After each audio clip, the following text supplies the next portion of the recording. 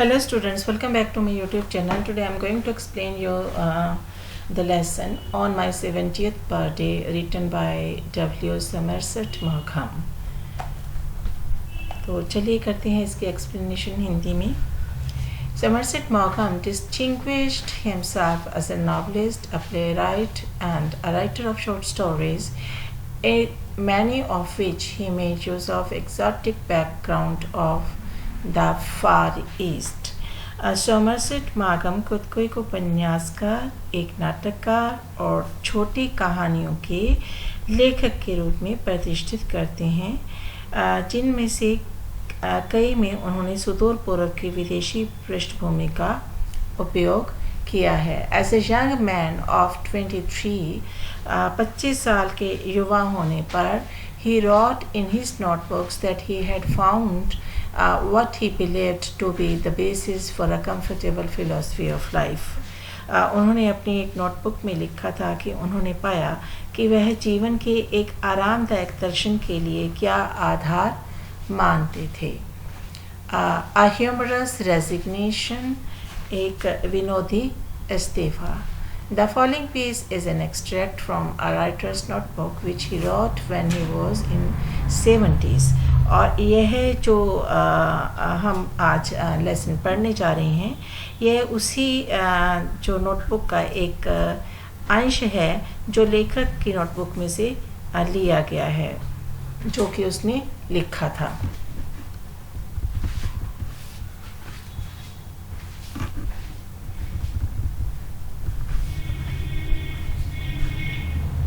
Notice the tone of the passage and the author's outlook in life and the word. कहते जीवन और दुनिया पर पारित होने के स्वर और लेखक के दृष्टिकोण को नोटिस करें. Was there any marked change in the philosophy of life of Maugham in his 20s and Maugham in his 70s? क्या कहते कि जब वो 20 साल के दशक में थे तो मॉघम के जीवन के दर्शन, फिलॉसफी ऑफ लाइफ उनका तब क्या था, और जब वो 70 के दशक में पहुंच गए थे तो उसमें क्या परिवर्तन जो था वो आया था. बिकॉज़ जब आप जवानी में होते हो तो आपका फिलॉसफी ऑफ लाइफ कुछ और होता है, और जब आप ओल्ड एज में चले जाते हो तो आपका ज़िंदगी के प्रति नज़रिया जो है वो कुछ और ही हो जाता है. By way of postscript, yesterday I was 70 years old. Postscript क्या होती है? ये एक आफ्टर थॉट होती है that is occurring after the letter has written. ठीक है, तो कहते हैं कि पोस्ट स्क्रिप्ट जो थी, ठीक है, उसके ही माध्यम से yesterday I was 70 years old, वो कहते हैं कि मैं कल 70 साल का हो गया था. As one enters upon each succeeding decade, it is natural, though perhaps irrational, to look upon it as significant event. और कहते कि हर कोई सफल होने वाले दशक में प्रवेश करता है, ये एक महत्वपूर्ण घटना के रूप में देखने के लिए स्वाभाविक है.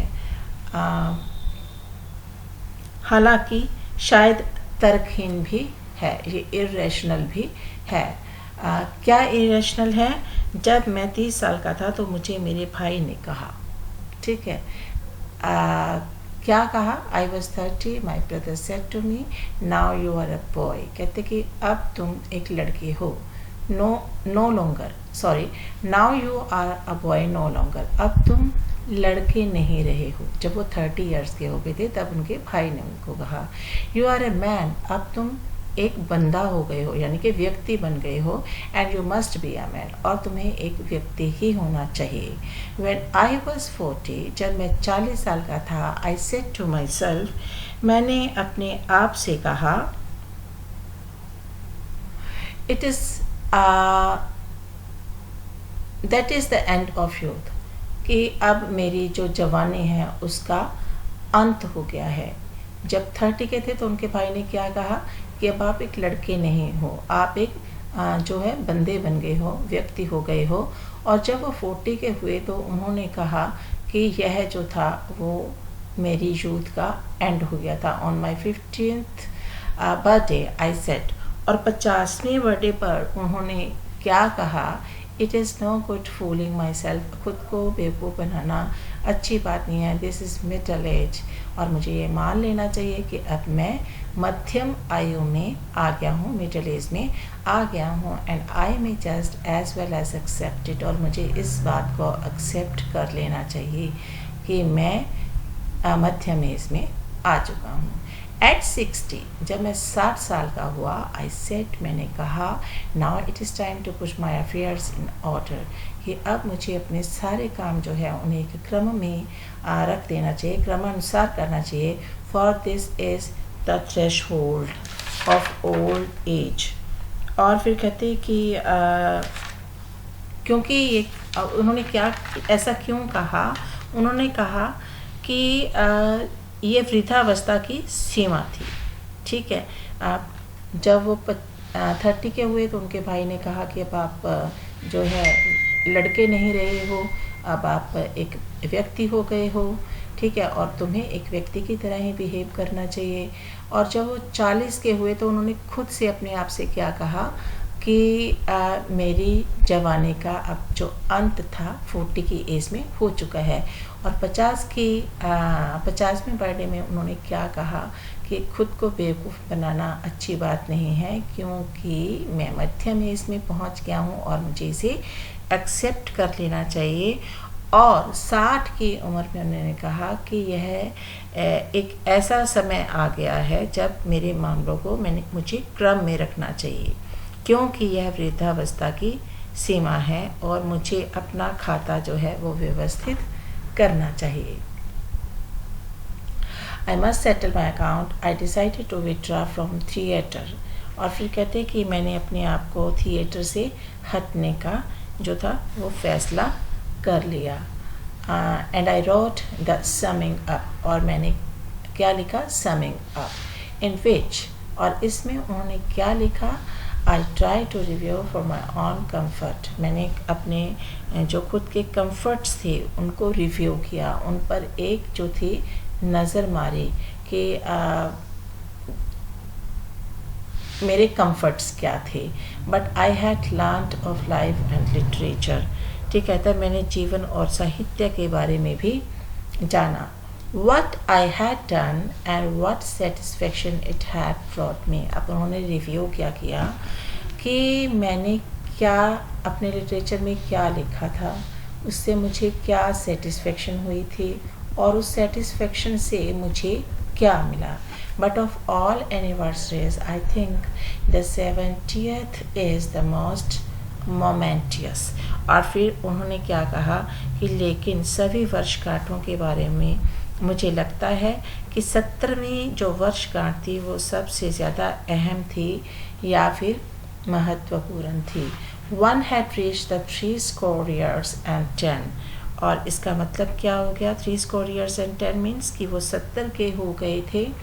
ठीक है, which one is accustomed to accept as the allotted span of man, and one can but look upon such years as remain to one as uncertain contingencies stolen by all time. With his sixth has his head turned the other way. फिर कहते हैं कि जब वो किसी भी मनुष्य के आवंटित अवधि के रूप में स्वीकार करने का आदि है और कोई भी ऐसे वर्षों को देख सकता है जैसे कि एक अनिश्चित आकस्मिकताओं को चुराया जाता है. आकस्मिकता मीन्स अचानक से होने वाला कुछ भी, आपके लाइफ में कुछ भी जो होता है उसको आप जो है उसे अपनाते हो. At 71 is no longer on the threshold of old age, one is just old age, है ना. और कहते हैं कि जो 70 की साल में जो कोई बुढ़ापे की दहलीज नहीं है, वह सिर्फ एक बूढ़ा आदमी है कि जब 70 के हो जाते हो तो ये एक्सेप्ट करना चाहिए कि जो 70 की आयु वाला इंसान है वो बुजुर्ग हो चुका है.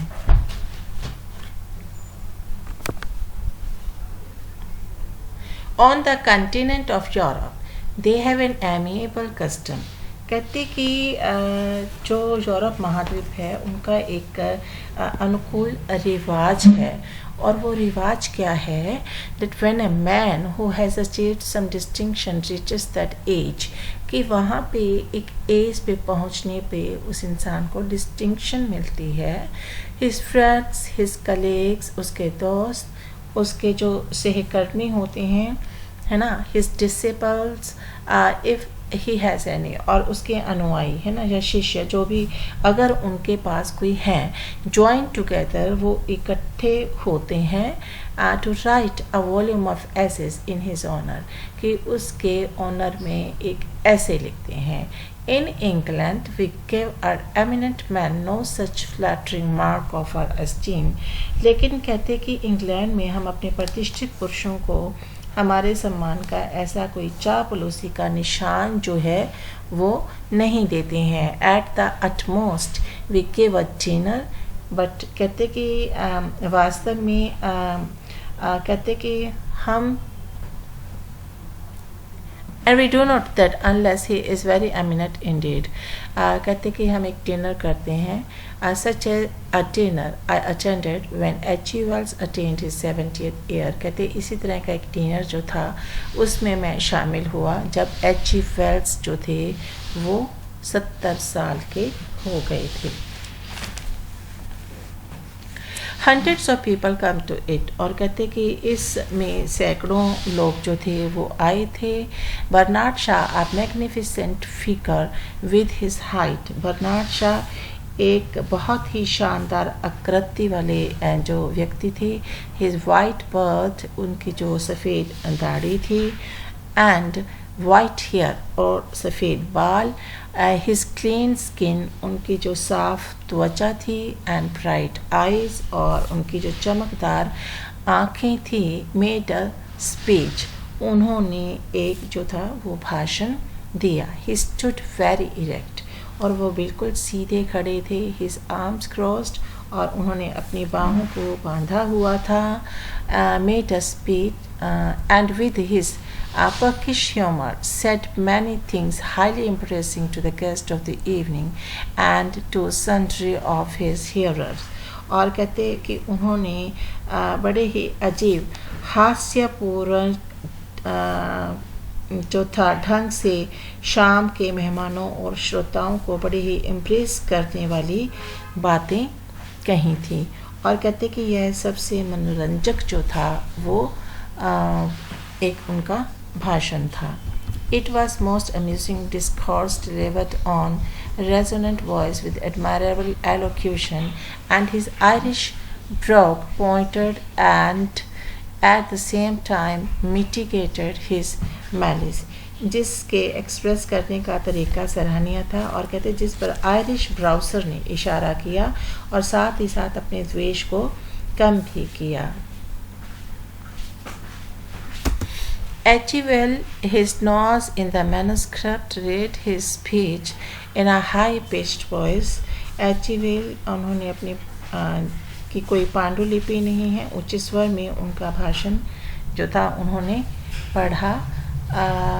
He spoke peevishly of his advanced age and not without a natural querulousness protested against the notion any of those present might have that the anniversary with the attendant present might have that anniversary with the attendant banquet indicated any willingness on his part to set a term to his activities.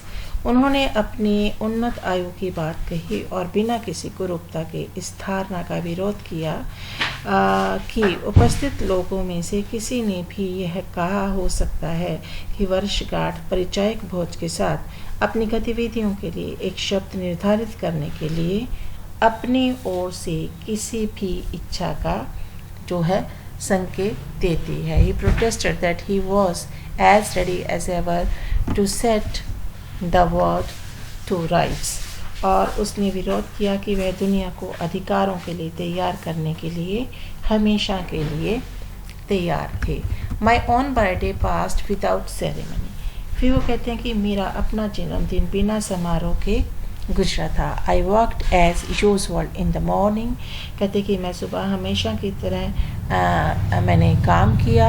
And in the afternoon और दोपहर के समय went for a walk in the solitary woods, और कहते कि दोपहर के समय मैं घर के पीछे एकांत जंगल में टहलने चला गया, बिहाइंड माई हाउस, जो कि मेरे घर के पीछे ही है. I have never been able to discover what it is that gives these woods their mysterious attractiveness. और कहते मैं कभी भी नहीं जान पाया कि ऐसा क्या है जो इन लकड़ियों के जो इन जंगलों को उनके रहस्य में आकर्षण का केंद्र बनाता है, कि वो जो जंगल था वो जंगल ना लगते हुए एक बहुत ही अट्रैक्टिव जो जगह थी वो लगती थी. They are like no woods I have ever known. और कहते कि उन जंगलों की तरह हैं जिन्हें मैंने कभी नहीं जाना है. Their silence seems more intense than any other silence. और उनका मौन जो था वो किसी भी मौन की तुलना में अधिक तीव्रता, यानी कि उनका जो मौन था वो बहुत ही गहरा था.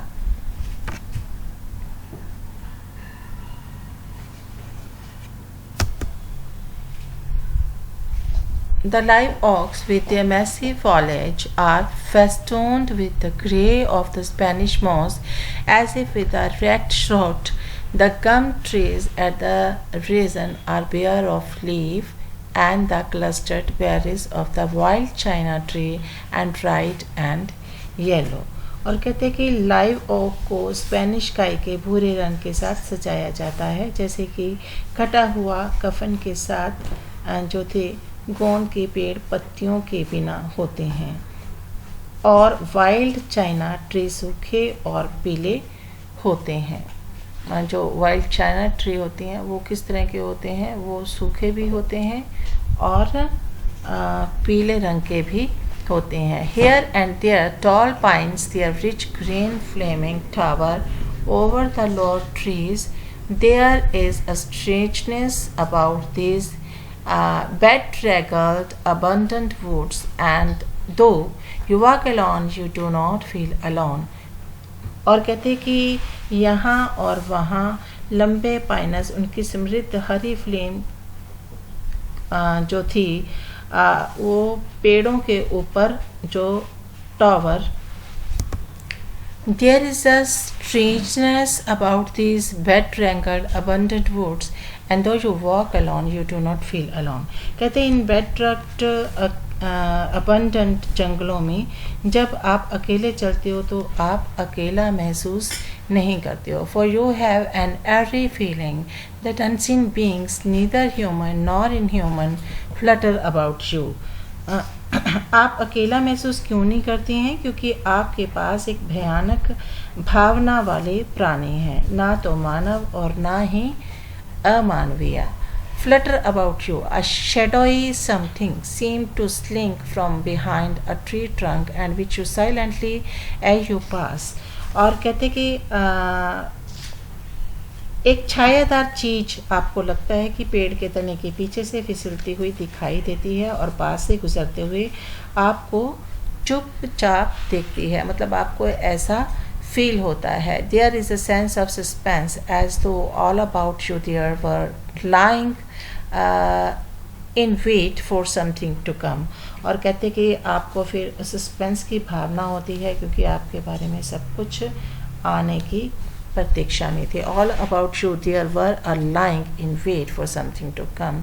और एक सस्पेंस होता है कि अभी क्या आने वाला है, कि आपको जो पीछे से चलता हुआ लगता है कि मेरे पीछे आ रहा है वो क्या होगा. I went back to my house, made myself a cup of tea. कहते कि मैं अपने घर वापस गया और मैंने खुद के लिए जो थी एक जो चाय का कप बनाया and read till dinner time, और रात के खाने के समय तक पढ़ता रहा. After dinner I read again, और खाने के बाद कहते हैं मैंने फिर से पढ़ा. प्लेड खेला 2 or 3 गेम्स ऑफ पेशेंस, और धैर्य के 2 और 3 गेम्स जो थी वो मैंने खेली. Listen to the news on the radio, और रेडियो पर जो थी वो खबरें सुनी. And took a detective story to bed with me, और फिर कहते कि मेरे साथ बिस्तर पर एक जासूसी कहानी के साथ मैं चला गया। आई फिनिश्ड इट, मैंने इसे ख़त्म किया एंड वेंट टू स्लीप, और फिर सो गया। जासूसी कहानी पढ़ने के बाद वो सो गई। Except for a few words to my coloured meets I had not spoken to solve all day.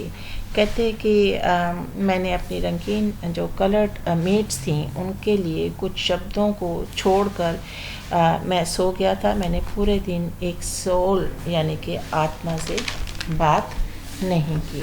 So I past my 70th birthday. तो कहते इस तरह मैंने अपना जो था 17वां दिन जो था जन्मदिन जो था वो मनाया था। I would have wished to pause it, I mused. और कहते कि मैंने इसे पूरा होने की कामना की, मैंने चिंतन किया। 2 or 3 years ago I was walking with Lisa and she spoke। कहते 2-3 साल पहले मैं लीज़ा के साथ जा रहा था और उससे बात की। I do not know why of the horror with which the thought of old age filled her. कहते कि जब मैंने उससे बात की तो मुझे नहीं पता कि क्यों उसे बुढ़ापे के बारे में सोचकर जो था वो डर लगा था। Don't forget I told her that when you are old. कहते कि मैंने उसे कहा कि ये मत भूलो कि जब तुम ओल्ड हो जाते हो, जब आप बूढ़े हो जाते हो, you won't have to desire to do various things, कि आपको बहुत कुछ करने की ज़रूरत जो है वो नहीं होती है। That make life pleasant to you no now. और कहते वही चीज़ आपकी जो लाइफ है उसको प्लेजेंट करती है, खुशी से भरती है। Old age has its कंपनसेशंस। और कहते बुढ़ापे की अपनी जो हैं कंपनसेशंस होती हैं। What she asked. और फिर उसने पूछा कि ये कंपनसेशन के बारे में बात कर रहे हो, ये कंपनसेशंस क्या होती हैं? Well you need hardly ever do anything you don't want to. और कहते कि आप को शायद ही कभी ऐसा कुछ करने की ज़रूरत हो जो आप नहीं करना चाहते हो। यू कैन इन्जॉय म्यूज़िक, आप संगीत को इन्जॉय कर सकते हो, आर्ट को इन्जॉय कर सकते हो, एंड लिटरेचर, और साहित्य पढ़कर उसे इन्जॉय कर सकते हो। Differently from when you were young. ये बिल्कुल डिफरेंट होता है जब आप जवान होते हैं, but in that different way as keenly. और कहते कि अलग अलग तरीके से उन घटनाओं के बारे में जानने का एक अपना अच्छा जो होता है वो सौदा प्राप्त कर सकते हैं। You can get a good deal of fun out of observing the course of events in which you are no longer intimately concerned. और कहते हैं उन सभी इवेंट्स को जानने का सौदा प्राप्त कर सकते हो जिनमें आप अंतरंग रूप से चिंतित नहीं हैं। If your pleasures are not so vivid. अगर कहते हैं आपके सुख इतने ज्वलंत नहीं है, यानी कि आपकी खुशियाँ इतनी ज्वलंत नहीं हैं। Your pains also have lost their sting. कहते अगर खुश नहीं है तो आपके जो दुख थे है ना, वो उनका जो दर्द है वो भी उन्होंने अपना जो डंक है वो भी खो दिया है। I could see that all this seemed cold comfort. और कहते कि मुझे ये सब क्या लग रहा था, cold comfort. And even as I spoke, और जैसे ही मैं बोल रहा था, I realise that it afforded a somewhat grey prospect। और कहते कि ऐसा लग रहा था कि मुझे ऐसा एहसास हुआ कि कुछ ग्रे प्रोस्पेक्टस जो हैं वो हैं। When later I came to think it over। और कहते जब मैंने इस पर बाद में विचार किया, it occurred to me that the greatest compensation of old age is freedom of spirit। और कहते कि फिर मैंने विचार किया कि जो वृद्ध अवस्था में सबसे ज़्यादा कंपनसेशन होती है वो आपके स्पिरिट की आज़ादी होती है। I suppose that is accompanied by a certain indifference to many of the things that man in their prime think important. और कहते मुझे लगता है कि उन चीज़ों में से कुछ के लिए एक निश्चित उदासीनता के साथ हैं जिन्हें पहले वे पुरुष महत्वपूर्ण समझते थे। यानी कि कुछ चीज़ें जब आप बूढ़े हो जाते हो जो आपको बहुत महत्वपूर्ण लगते हैं वो आपके लिए जो होती हैं वो इतनी महत्वपूर्ण नहीं रहती हैं, आप उनके प्रति उदासीन हो जाते हो। Another compensation is that it liberates you from envy. और दूसरी कंपनसेशन क्या होती है कि जब आप बूढ़े हो जाते हो, आपको किसी से भी कोई जो होती है ईर्ष्या नहीं होती है, हेटेड, ना ही कोई नफ़रत होती है, एंड मैलिस, और ना ही कोई आपके मन में किसी के प्रति कोई दुर्भावना होती है। I have made most I could of such gifts as nature provided me with. और कहते कि मुझे प्रकृति ने बहुत से गिफ्ट दिए थे, ठीक है, उपहार दिए थे, और मैं कहता उससे जो था वो खुश था, क्योंकि जो नेचर होती है ना, वो आप सबको कुछ ना कुछ गिफ्ट देती है। आई do not N V the greatest gift of others. और कहते कि मैं दूसरों को जो मुझसे ज़्यादा मिला है तो उससे मुझे कभी किसी से ईर्ष्या नहीं होती है, ठीक है। समटाइम्स होता है, हमें लगता है कि हमें भगवान ने कुछ कम दिया या हमें नेचर ने कुछ कम दिया, तो कहते हैं जितना मेरे पास था मैं खुश था, और कभी मुझे दूसरों से जो थे ज़्यादा उनको लाइफ में कुछ मिला तो उससे कभी कुछ ईर्ष्या नहीं हुई। I have had a great deal of success. लेकिन कहते कि मुझे जो थी बहुत बहुत बड़ी जो थी वो सक्सेस मिली थी, सफलता मिली थी लाइफ में। I do not N V the success of others. इसलिए कहते कि मैं कभी किसी की सक्सेस से जो था वो एनवी नहीं करता था, मैं किसी से मुझे किसी की सक्सेस से कोई फ़र्क नहीं पड़ता था। I am quite willing to vacate the little neck I have occupied so long and let another step into it. कहते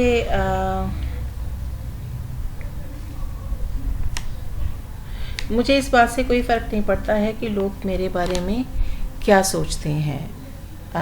दे कैन मेक मी और लीव मी। कहते कि लोग मुझे छोड़ सकते हैं या फिर कहते कि मेरे साथ हो सकते हैं। I am mildly pleased when they appear to like me. कहते कि मुझे थोड़ी प्रसन्नता होती है जब वो मुझे पसंद करते हैं। And undisturbed if I know they do not. और उस वक्त भी मुझे कोई डिस्टर्बेंस नहीं होती है, परेशानी नहीं होती है जब मुझे ये पता लगता है कि वो मुझे लाइक नहीं करते हैं। I have long known that there is something in me. मुझे पता है कि मुझ में कुछ है। That antagonises a certain persons. जो शायद दूसरे लोगों के लिए वो ठीक नहीं है। जो मुझे लगता है कि मुझ में कुछ है, शायद उसके विरोधी हैं दूसरे लोग। I think it's very natural. और कहते हैं ये बहुत ही स्वाभाविक होता है। No one can like every one and their ill will and trust rather than discomposes me. और कहते कि मैं जानता हूँ कि मुझ में से कुछ ऐसे हैं जिन्हें मेरा कुछ जो है वो मेरे विरोधी थे, दुश्मन बनाता है, या कुछ व्यक्ति मुझसे बहुत नाराज़ रहते हैं। मुझे लगता है कि यह बहुत स्वाभाविक है। कोई भी हर किसी को पसंद नहीं कर सकता और ना ही उनकी बुरी नीयत मुझे रोक सकती है। मैं केवल यह जानने में उत्सुक हूँ कि मुझ में ऐसा क्या है जो उनके लिए असंगत है। ना ही मुझे इस बात से ऐतराज़ है कि लेखक के रूप में वो मुझे क्या समझते हैं। On the whole I have done what I set out to do and the rest does not concern me। कहते जो मैं करना चाहता था वो मैंने कर लिया, और जो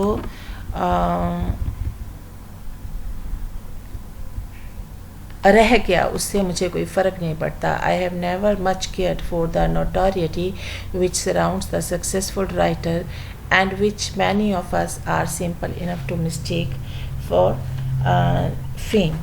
और कहते जो मैंने करने के लिए तैयार हूँ, बाकी की मुझसे चिंता नहीं है।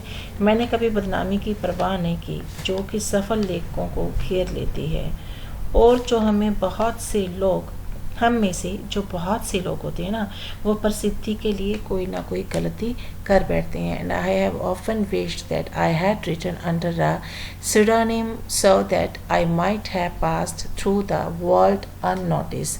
और कहते कि मैं हमेशा, pseudonym का मतलब होता है एक a name used by somebody, especially a writer, instead of his or her name. की sometimes ना जब कोई कुछ अपनी राइटिंग लिखता है तो वो अपने नए नाम से लिखता है, वो अपने असल नाम से नहीं लिखता है, ठीक है। लेकिन कहते कि मैं इस तरह का कुछ नहीं करना चाहता था, क्योंकि मैं वर्ल्ड के सामने अननोटिस्ड नहीं रहना चाहता था। I did Indeed right my first novel under one. कहते मैंने वास्तव में जो मेरा पहला नावल था वो किसी के अंडर लिखा, and only put my own name to it. और कहते कि मैंने इसमें अपना ही नाम लिखा था। और अपना नाम लिखने का रीज़न क्या था कि my publisher warned me that the book might be violently attacked and I did not wish to hide myself under a made up name. और कहते कि जो मेरा प्रकाशक था ना, उसने मुझे चेतावनी दी थी कि किताब पर जो को बहुत बुरी तरह से क्रिटिसाइज़ किया जा सकता है या कि हिंसक हमला हो सकता है, और मैं किसी बने हुए नाम के तहत खुद को छिपाने की इच्छा जो था नहीं रखता था। I suppose few authors can help cherishing a secret hope that they will not be entirely forgotten the moment they die. और कहते मुझे लगता है कि कुछ लेखक एक गुप्त आशा को संजोने में मदद करते हैं कि वे उस पल को पूरी तरह से भूल नहीं पाएंगे जिनमें वो मरते हैं। And I have occasionally amused myself by weighing the chances. और कहते कि मैं कभी कभार मौका मिलने पर खुद को खुश कर लेता हूँ। I have of survival for a brief period. और कहते कि मुझे संक्षिप्त अवधि के लिए जीवित रहना है। तो ये था लेसन जिसमें बताया गया है कि किस तरह से आपके जो लाइफ ऑफ फिलॉसफी है वो चेंज हो जाती है विद पैसेज ऑफ टाइम। जैसे जैसे आपकी एज जो है वो बढ़ती जाती है, आपकी फ़िलॉसफी ऑफ लाइफ भी चेंज हो जाती है। तो this was all about on my 70th birthday. ये बहुत ही अच्छा जो पार्ट था जो डब्ल्यू समर्स मौखम ने लिखा था, और आई होप कि आपने वीडियो एंड तक देखा होगा और आपको ये लेसन अच्छे से समझ आ गया होगा। मिलते हैं नेक्स्ट वीडियो में एक नए लेसन के साथ। Till then goodbye, have a nice time.